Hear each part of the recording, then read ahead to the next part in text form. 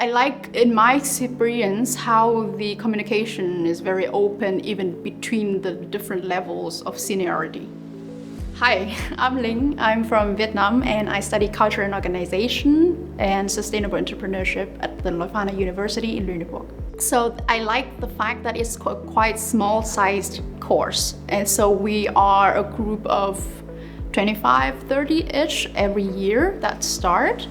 And so we have a quite close personal connections to our peers, and also very important to me, to our teachers, so our professors. And we communicate very openly. We are on first name terms, and so they're also very, very open to feedbacks, and we can talk about everything.